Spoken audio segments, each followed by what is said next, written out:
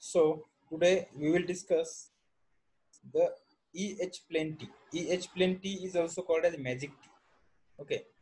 So we have already discussed how the H plane T and E plane T and their properties can be used in a microwave waveguide. Okay. We have also discussed their scattering parameters and the different coefficient of the scattering parameters. The 3 by 3 matrix we have discussed. So here there are the applications of H-plane T. It is used for the impedance matching purpose and it is also used to combine one or more signals. We have already discussed that these microwave T's, waveguide T's are used to combine the signals or it can be used to separate out the signal. Okay. So today we will see the EH plane T. EH plane T is also called as hybrid T और magic T. Okay. अब ये magic T और hybrid T जो रहती है वो ई और H plane T दोनों को कंबाइन करके बनाई रहती है. ठीक है. So here are the rectangular slots are cut both along the width and breadth of the long waveguide and the side arms are attached as shown in the figure. Okay. So इस figure में आप देख सकते हो यहाँ पे जो figure दी हुई है उसका कंस्ट्रक्शन भी दिया हुआ है. ओके. सो कंस्ट्रक्शन में भी आप देखो कंस्ट्रक्शन में इस एग्जाम में क्वेश्चन ऐसा पूछते हैं कि draw EH plane T, explain its working और explain the working principle of magic T junction with neat diagram. So it has 4 ports. Port 1 and 2 are the collinear arms and port 3 is the H arm and port 4 is the E arm. तो हमने कल के lecture में देखा था कि एक ई plane T और एच प्लेन टी दोनों देखा था. अब यहाँ पे देखो ये जो नीचे वाली है ये पोर्ट 1 और पोर्ट 2 और ये जो नीचे वाली है ये पोर्ट 3 जो है ये पोर्ट 3 है एच आर्म मतलब ये एच प्लेन टी है. जो नीचे वाली देख रहे हैं आप वो एच प्लेन टी है और जो पोर्ट 1 और पोर्ट 2 और ये जो पोर्ट 4 है पोर्ट 4 मतलब ये ई आर्म है. तो ये जो पूरा पार्ट है ये ऊपर का जो पार्ट है वर्टिकल ये नीचे का पोर्ट 1 पोर्ट 2 और ये पोर्ट 4 ये है ई प्लेन टी. तो ये ई प्लेन टी और ये एच प्लेन टी दोनों को कंबाइन करके हमने एक नया मैजिक टी डिजाइन की है जिसका नाम है EH plane T, hybrid T और उसको मैजिक टी भी बोलते हैं. तो आपको बात समझ में आ गई ये कैसा कंबाइन किया है. तो ये नीचे वाला है H प्लेन टी और ये ऊपर वाला है E प्लेन टी. ओके. तो this port 1 and port 2 are called as side arms. This port 3 is called as H arm and this port 4 is called as E arm. Okay. ठीक है.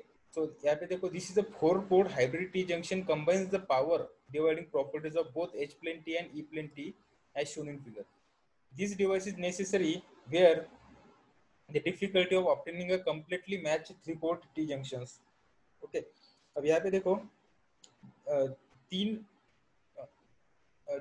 Output port हम ले सकते हैं और एक input port दे सकते हैं या 3 इनपुट पोर्ट ले सकते हैं तो एक आउटपुट पोर्ट भी ले सकते हैं. तो यहाँ पे देखो ये पोर्ट 1 जो है वो अगर आउटपुट सिग्नल है ये पोर्ट 2 है ये भी आउटपुट है मतलब इनपुट आउटपुट है. ठीक है. ये पोर्ट 1 सपोज आउटपुट है ये पोर्ट 2 सपोज इनपुट आउटपुट है. यहाँ पे भी देखो आप ये H arm suppose input port है ये ई आर्म भी है सपोज इनपुट पोर्ट है. तो इसको हम डिफरेंट पर्पज के लिए या इम्पेडेंस मैचिंग के लिए यूज कर सकते हैं. अब ये प्रॉपर्टी जो है हम ये स्कैटरिंग पैरामीटर मैट्रिक्स सीखने के बाद हम देखेंगे. अब यहाँ पे देखो ये 4x4 मैट्रिक्स है क्योंकि उसको 4 पोर्ट है. अब 4 पोर्ट होने की वजह से ये 4x4 मैट्रिक्स बनेगी. अब इस 4x4 मैट्रिक्स में देखो अब S पैरामीटर का इक्वेशन हम डिराइव करेंगे. So S is the 4x4 matrix since there are 4 ports. Okay. So S is equal to S11 S12 S13 S14 S21 22 23 24 up to S44. ये होगा हमारी 4x4 मैट्रिक्स जिसमें 4 रोज है और 4 कॉलम्स है. ठीक है.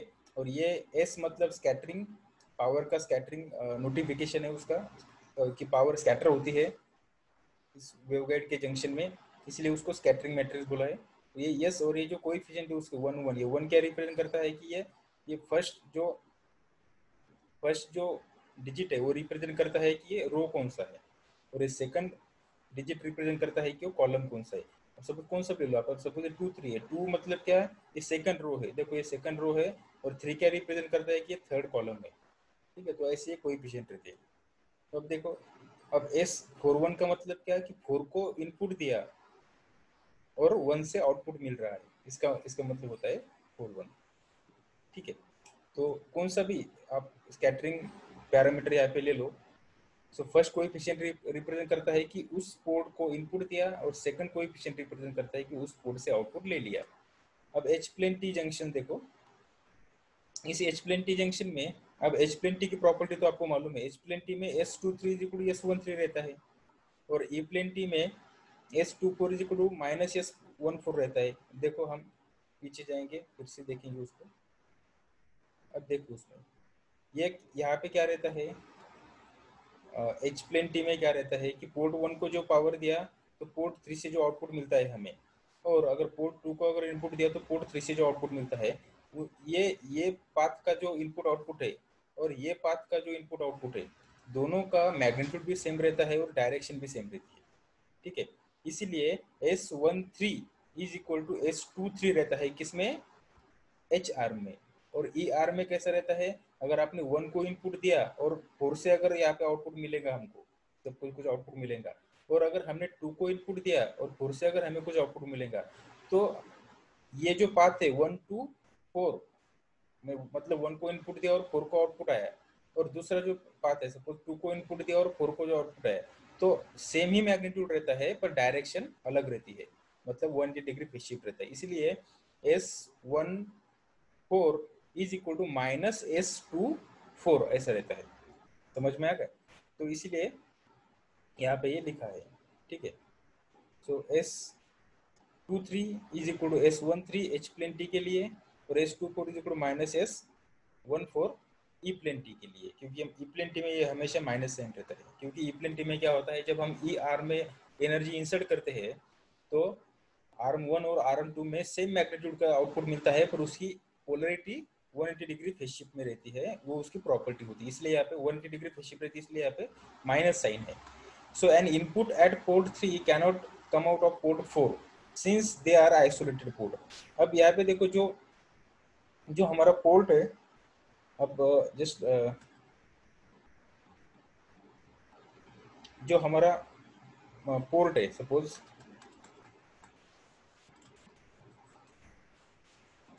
पोर्ट 3, अब यहाँ पे देखो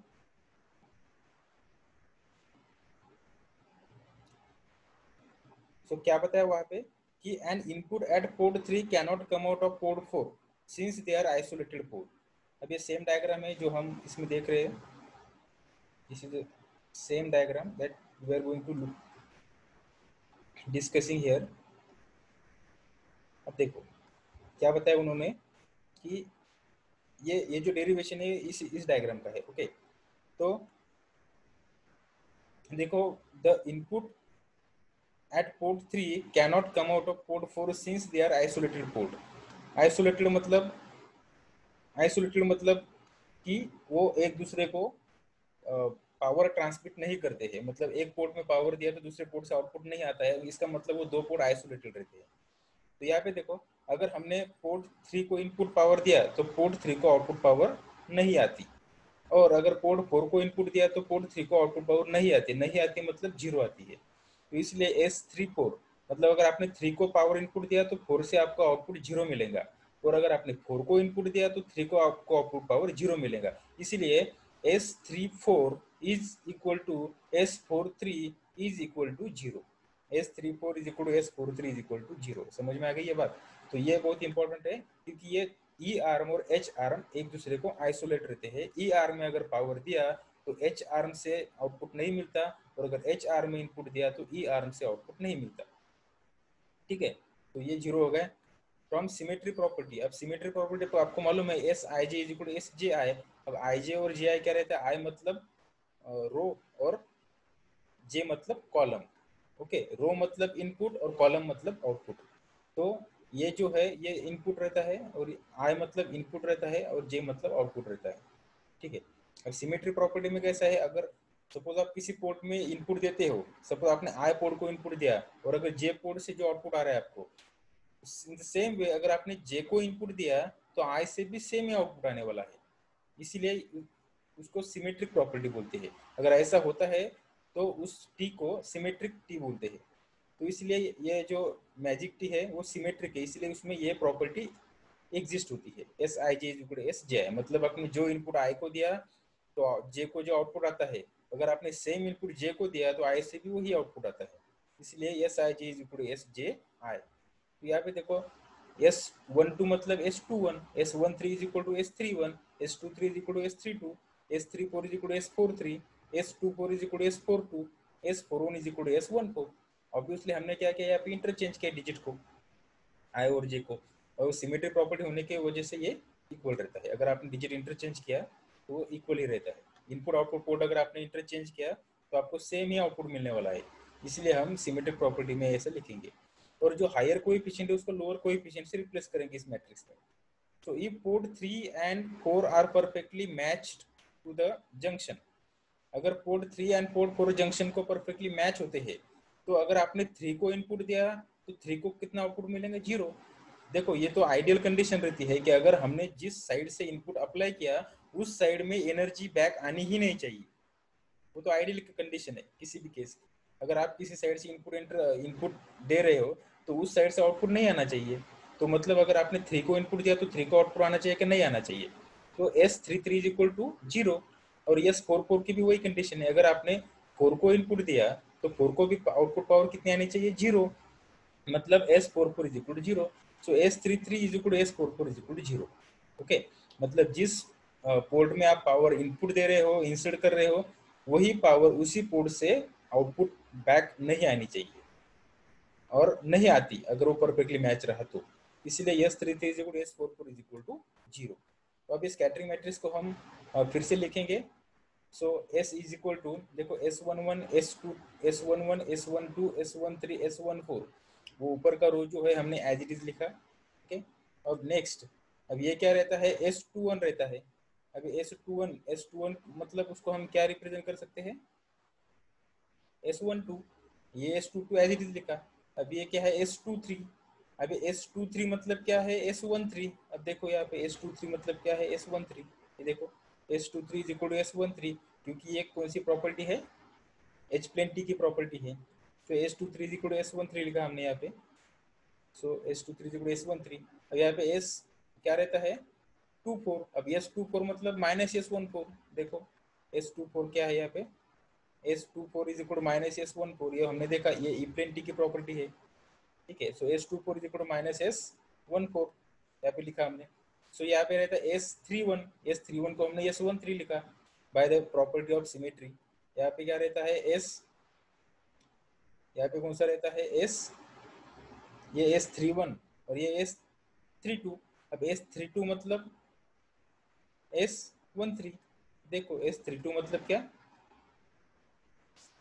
S32 S देखो S32 मतलब S32 मतलब क्या, S23। देखो S32 मतलब क्या, S23, और S23 मतलब क्या, S23 मतलब S13। तो इसलिए हमने S32 को डायरेक्ट S13 लिखा, यहाँ पे S13 लिखा। और यहाँ पे क्या रहता है, S33 वो 0 रहता है।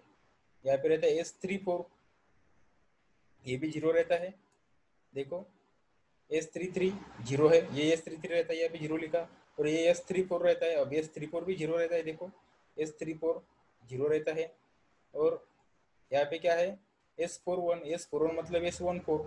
और यहाँ पे S42 मतलब S24। और S24 मतलब माइनस S14। देखो S42 मतलब S24, और S24 मतलब माइनस S14। देखो S24 मतलब माइनस S14। तो हमने S42 को डायरेक्ट क्या लिखा है यहाँ पे, माइनस S14।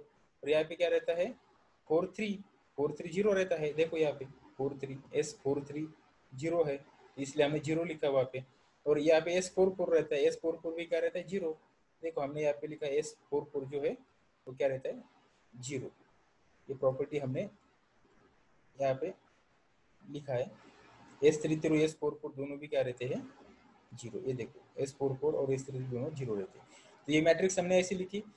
तो अब हम क्या करेंगे, उसको यूनिटरी प्रॉपर्टी अप्लाई करेंगे कि S और S का कॉन्जुगेट का मल्टीप्लिकेशन मतलब यूनिटरी मैट्रिक्स रहती है। तो ये मैट्रिक्स और उसका कॉन्जुगेट लिया हमने, ऊपर स्टार लिखा, उसको सेम मैट्रिक्स है ये और ये सेम मैट्रिक्स है, सिर्फ यहाँ पे स्टार लिखा हमने। So is equal to is equal to क्या रहेगा, ये देखो is equal to unitary matrix, मतलब 1 0 0 0 0 0 0 0 1 0 0 0 0 1 ये मैट्रिक्स लेंगे।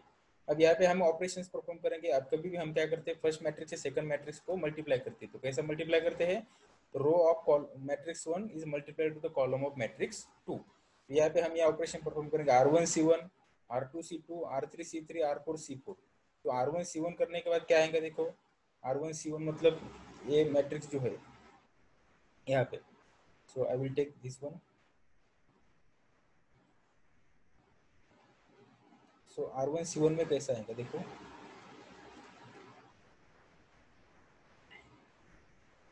आप column 1 of matrix row 1 of matrix 1 is multiplied to the row column 1 of matrix 2। देखो अब यहाँ पे कैसा मल्टीप्लिकेशन आएगा, ये पेज 1 और पेज 2 लिया है मैंने।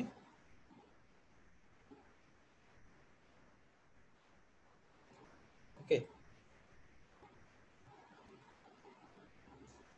तो देखो R1 C1, सो ये R1 है और ये C1 है। तो R1 क्या है, S11 और S11, S11 इंटू S11 मतलब S11 स्क्वायर, यहाँ पे S12 और ये S12 मतलब S12 स्क्वायर, ये S13 और ये S13 मतलब S13 स्क्वायर। अब S14 और S14 मतलब S14 square is equal to, यहाँ पे क्या है R1 और ये R1 और C1 को कोएफिशिएंट, मतलब ये रो 1 है और कॉलम 1 है, तो उसको 1 लिखेंगे हम, इज इक्वल टू 1। तो सिमिलरली R2 C2 कर सकते हैं हम, R3 C3 R4 C4 कर सकते हैं। तो ये करने के बाद फिर यहाँ पे देखो क्या आएगा, देखो तो हम ये इक्वेशन लेंगे, सपोज R4 C4 है, या from equation 3 and 4 we get. अब 3 एंड 4 में क्या है, देखो ये S13 और S13 है, मतलब 2S13 square, 2S13 square is equal to 1। मतलब क्या, ये 2 इधर जाएगा, मतलब S13 square is equal to 1/2 और S13 इज इक्वल टू 1/√2। तो यहाँ पे S13 क्या आएगा, 1/√2। ठीक है, तो S14 क्या आएगा, यहाँ पे देखो S14 square plus S14 square मतलब twice S14 square is equal to 1। तो ये जो यहाँ पे ट्वाइस है का जो 2 है वो इधर जाएगा डिनोमिनेटर में, तो यहाँ पे 1/2 आएगा, मतलब S14 square is equal to 1/4। और इसका मतलब क्या है, ये सॉरी 1/2। तो S14 square is equal to 1/2 मतलब S14 कितना आएगा, 1/√2। ठीक है, तो कंपेयरिंग इक्वेशन 1 एंड 2, अब ये हमें S13 मिल गया, S14 मिल गया। तो कंपेयरिंग इक्वेशन 1 एंड 2, अगर 1 एंड 2 को हमने कंपेयर किया, तो यहाँ पे देखो यहाँ पे S14 है, S14 है, यहाँ पे 1 है 1 है, या 1 है 1 है, यहाँ पे 13 है 13 है, यहाँ पे 12 है, यहाँ पे 12 है। मतलब ये दो इक्वेशन में सब कोएफिशिएंट, सब जो टर्म्स है वो सेम है, सिर्फ ये एक ही डिफरेंट है। इसका मतलब क्या, S11 is equal to S22, ये मैथमेटिक्स का रूल है, S11 is equal to S22। या by comparing this equation 1 and 2, ये इक्वेशन 1 है और इक्वेशन 2 है, उसको कंपेयर करके हम क्या लिख सकते हैं, S11 is equal to S22। Okay, तो S11 इज इक्वल टू और S22 लिखा हमने, तो यहाँ पे S11 square plus S12 square plus यहाँ पे S13 और S14 है। देखो S13 और S14 की जगह पे हम 1/√2 पुट करेंगे, तो 1/√2 का स्क्वायर आएगा 1/2 plus 1/2 is equal to 1। 1/2 plus 1/2 1, 1 इधर जाने के बाद 0 हो जाएगा। तो ये पे क्या रहेगा, S11 square plus S12 square equal 0, पर S11 is equal to S12। इसका मतलब क्या, ये S11 स्क्वायर है, S11 square plus S12 square is equal to अगर 0 है, तो S11 square is equal to, यहाँ पे जो दिया है S11 is equal to S22, तो यहाँ पे S11 square plus S12 square is equal to 0 आ गया। ठीक है, इसका मतलब क्या, S11 is equal to minus S12, S11 is equal to minus S12। तो फ्रॉम इक्वेशन 2 S22 0 है, S22 क्या है, 0 है। देखो फ्रॉम इक्वेशन 2, इक्वेशन 2 कौन सा है, ये S22 क्या है, 0 है। देखो इसमें अगर वैल्यू पुट किया हमने, तो ये तो 0 आएगा, फिर S11 square plus S12 square, और अब S11 is equal to S22 होगा यहाँ पे, ठीक है। S11 square plus S12 square is equal to 0 आ गया, तो यहाँ पे S11 is equal to minus S12 आएगा, ठीक है। तो S11 और is equal to minus S12, तो यहाँ पे S11 को हम माइनस S12 लिख सकते हैं, ठीक है, माइनस S12। तो अगर यहाँ पे हमने माइनस S12 लिखा तो ये माइनस S12 और ये प्लस S12 क्या हो जाता है, 0 हो जाता है। तो अब देखो, in any four port junction, if any two ports are perfectly matched to the junction, then the remaining two ports are automatically matched to the junction. A junction where in all four ports are perfectly matched to the junction is called as magic T. All four junction, तो हम क्या करेंगे, अभी जो पूरे scattering parameters थे, coefficient थे, उस कोएफिशिएंट की वैल्यू यहाँ पे पुट करेंगे, तो हमें ये ऐसी मैट्रिक्स मिलती है, S11, S12, S13, S14, जो हमने अभी उसके फाइंड कर लिया, तो उसको हमें ऐसे मैट्रिक्स में हम उसकी वैल्यू लिख सकते हैं। तो when power is fed to port 1, अब यहाँ पे देखो उसका मीनिंग क्या है। When power is fed to into port 1, nothing comes out of port 2 even though they are colinear parts और ports, hence port 1 and port 2 are called isolated port. अब यहाँ पे देखो ना, यहाँ पे 0 है, मतलब पोर्ट 1 को अगर पावर दिया आपने तो पोर्ट 2 को पावर कितनी मिल रही है आपको, यहाँ पे 0 मिल रही है, तो they are isolated. Similarly, an input at port 2 cannot come out of port 1, मतलब 2 1, अब ये कौन सा रहता है, यस 2 1 रहता है, तो मतलब 2 को इनपुट दिया आपने तो 1 को आउटपुट कितना मिल रहा है आपको, 0 मिल रहा है, मतलब ये भी आइसोलेटेड पोर्ट है। Similarly, ENH ports are isolated port, ENH मतलब 3 4, S34 और S43 दोनों पे आइसोलेटेड है। देखो ये 3 4 रहता है, ये 3 4 रहता है और ये 4 3 रहता है, दोनों भी 0 0 है, ठीक है। So equal inputs at port 3 and port 4 results in the output at the port 1, okay, in phase and in equal amplitude, समझ में आया। और ये 1/√2 आया, इसका मतलब क्या, अगर आपने ये सपोज कौन सा है, फॉर एग्जांपल ये है S13 है, मतलब अगर आपने 1 को इनपुट दिया तो 3 को कितना आउटपुट मिलेगा आपको, 1/√2। 1/√2 का मतलब होता है 0.707, मतलब 70.7% इतना मिलेगा आपको, ठीक है। तो इसकी एप्लीकेशंस क्या है, magic T has several applications, some of them are as follows. It is used for the measurement of impedance measure करने के लिए उसका यूज करते हैं। It is used as a duplexer, it can be used as a mixer, it can be used as a microwave discriminator, bridge। अभी duplexer और mixer क्या रहता है ये हम देखेंगे। इम्पेडेंस मैचिंग के लिए तो आपको मालूम है इम्पेडेंस कैसे मैच करते हैं, जब हमें पावर ट्रांसमिट करना रहता है तो जो सपोज डिवाइस 1 है, डिवाइस 1 का आउटपुट अगर हमने डिवाइस 2 को इनपुट दिया तो डिवाइस 1 का आउटपुट पूरा का पूरा डिवाइस 1 को इनपुट जाना चाहिए, इसलिए वो डिवाइस 1 का आउटपुट और डिवाइस 2 का इनपुट, ये दोनों का इम्पेडेंस अगर परफेक्टली मैच हो गया तभी पूरी की पूरी पावर ट्रांसफर होती है, उसको बोलते हैं मैक्सिमम पावर ट्रांसफर, ओके। तो यहाँ पे मैक्सिमम पावर तभी ट्रांसफर होता है जब दोनों के इम्पेडेंस मैच होता है, तो ये इम्पेडेंस मैचिंग के लिए उसको यूज किया जाता है। तो डुप्लेक्सर और मिक्सर क्या है हम देखेंगे अभी। डुप्लेक्सर मतलब एक ऐसी सर्किट की जो सेम ट्रांसमीटर, एक ट्रांसमिट सेम एंटेना को एज ए ट्रांसमीटर और रिसीवर बोल के हम उसको यूज कर सकते हैं, उसको डुप्लेक्सर बोलते हैं। तो duplexer allows us the duplexer allows the same antenna to be used for transmission as well as for reception purpose, तो उसको बोलते हैं डुप्लेक्सर। और मिक्सर मतलब ऐसी सर्किट जो फ्रीक्वेंसी का सम और डिफरेंस कैलकुलेट करती है। अगर हमने दो सिग्नल इनपुट दिए तो दोनों सिग्नल की जो फ्रीक्वेंसी रहती है वो एक तो ऐड होती है या सब्ट्रैक्ट होती है, मतलब हमें आउटपुट में दोनों भी मिलते हैं, एडिशन भी मिलता है और सब्ट्रैक्शन भी मिलता है, सो उसको बोलते हैं डुप्लेक्सर, सॉरी मिक्सर। तो यहाँ पे देखो magic T as a mixer, अब मैजिक टी को आप मिक्सर बोल के कैसे यूज कर सकते हैं, देखो so figure shows a magic T as a mixer, the signal and the local oscillator are fed into the E and H arm, half of local oscillator power and half of the received power from antenna goes to the mixer। अब यहाँ पे देखो ये port 1 है, ये port 2 है और ये पोर्ट 3 मतलब H आर्म है और ये पोर्ट 4 मतलब ये ई आर्म है। ओके, तो हमने क्या किया यहाँ पे मैच लोड लगा दिया, ठीक है, पोर्ट 2 को, और पोर्ट 1 को हमने मिक्सर कनेक्ट कर दिया। जो मिक्सर मतलब जो क्या करेंगे, दो सिग्नल अगर आ गए तो दो सिग्नल की फ्रीक्वेंसी सब्ट्रैक्ट करेंगे और ऐड करेंगे, ठीक है। मतलब सम और डिफरेंस फ्रीक्वेंसी हमें आउटपुट को देगा।